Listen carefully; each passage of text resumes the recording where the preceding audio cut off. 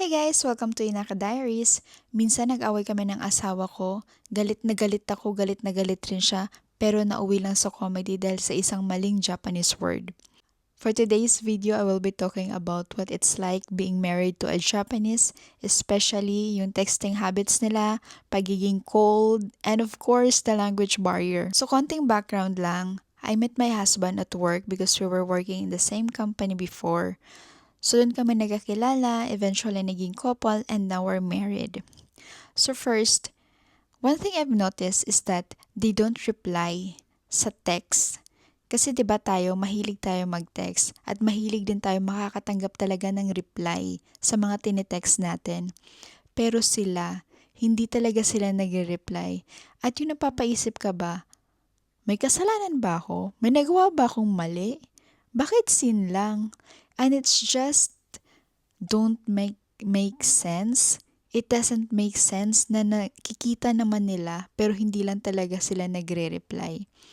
But then na-realize ko, normal lang pala talaga sa kanila yun. Siguro dahil gusto nilang maging focus sa work, lalo na siguro kapag nasa work sila. Pero hindi eh.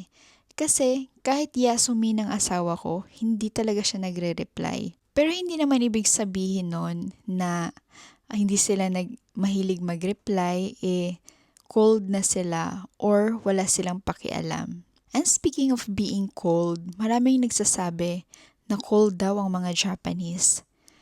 Honestly, I don't think so. Kasi 'di ba sa public parang tahimik sila, seryoso, parang reserve. Kasi nga, meron sila ditong tinatawag na tatimae or public image.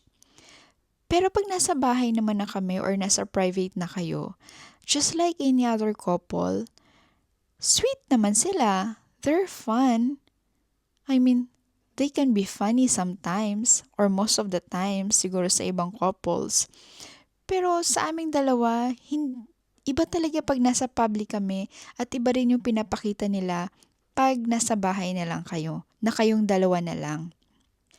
Hindi man sila laging nagsasabi ng I love you, I miss you all the time, pero pinapakita naman nila in a different way. Like for example, yung asawa ko, lagi niya ako pinagluluto. As in sa ibang bagay, super sweet siya.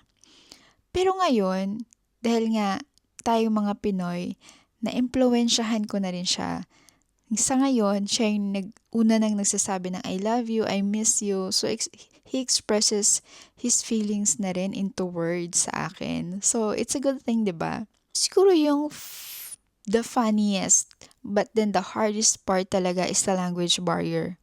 Kasi minsan, alam mo na, hindi naman maiiwasan sa couple talaga yung mag-away kayo kung may heated conversation kayo. Pero kapag dumadating talaga sa time na yun, is wala kang magawa, parang mafo-frustrate ka talaga kasi gusto mong sumagot, gusto mo ring ma-express yung sarili mo, pero hindi mo alam kung paano siya sasabihin in Japanese. Yung parang nasa utak mo pa lang, ang hirap na i-translate, yung kailangan mo pang mag-google para i-google mo kung ano yung mga tamang words para isagot sa kanya. Pero dahil mindoksay na talaga, is tatahimik ka na lang, minsan. So, para sa akin, yun talaga yung hardest part. At ito kwento ko sa inyo. So, nasa car kami. Nagda-drive siya. Tapos, biglang, basta heated conversation din yon. Parang nagalit talaga ako sa kanya. So, instead of, ang gusto ko sanang mangyari is gusto kong bumaba.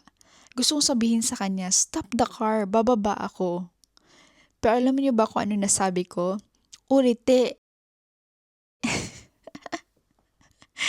Ibig sabihin nun, pinapababa ko siya.